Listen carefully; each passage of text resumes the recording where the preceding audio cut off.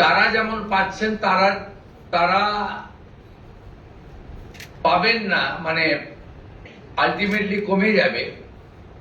কমে গেলেও আমাদের ধারণা যারা বিরাট সংখ্যক প্রায় 2 কোটির কাছাকাছি হয়তো উপভোক্তা ফাইনালি আসবে।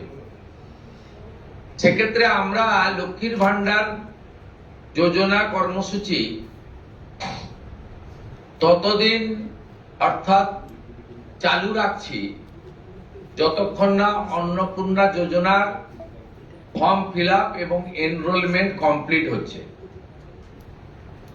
আমরা চেষ্টা করছি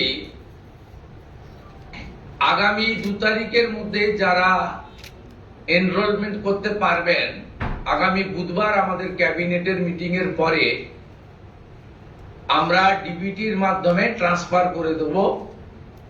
প্রথম কার্যক্ষেত্রে 1 তারিখ থেকেই বেনিফিটেড হবে তারা, জুন মাসের। কিন্তু যেহেতু এনরোলমেন্ট করতে হবে সেই জন্য আমরা আরো 2 দিন হাতে নিয়ে 3 তারিখে আমরা আপনাদের জানিয়ে দেব। মানে জানিয়ে দেওয়ার প্রোগ্রাম হবে, যতজন করতে পারবেন। এই কালকে ছুটি আছে, শুক্র থেকে মঙ্গলবারের মধ্যে যতটা এনরোলমেন্ট হবে। তো এটা প্রসেসটা ডেইলি চলবে। যেমন যেমন এনরোলমেন্ট হয়ে যাবে, ভেরিফিকেশন হয়ে যাবে, তারা অটোমেটিক কোর্সে লক্ষ্মীর ভান্ডার থেকে অন্নপূর্ণা যোজনায় চলে যাবেন এবং লক্ষ্মীর ভান্ডার তাদের অফ হয়ে যাবে।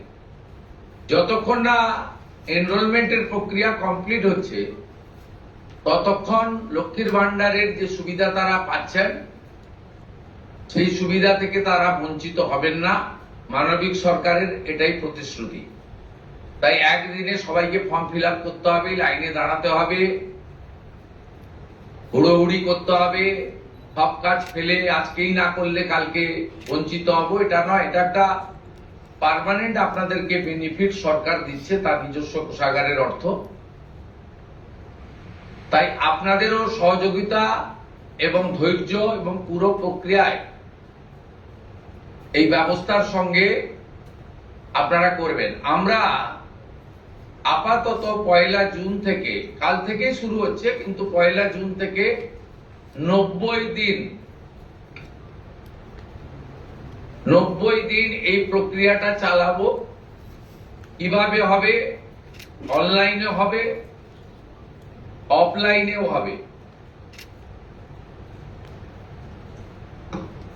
বিডিওরা এবং পৌরসভা থেকে তারা করবেন। বড় পৌরসভা কর্পোরেশনের ক্ষেত্রে ওয়ার্ড ভিত্তিক, বড় ভিত্তিকও হবে। এবং আমাদের পঞ্চায়েতের সঙ্গে যুক্ত আধিকারিকরা, সুপারভাইজার বা অন্যরা বাড়ি বাড়ি গিয়েও একটা 30 দিনের ড্রাইভ দেবেন।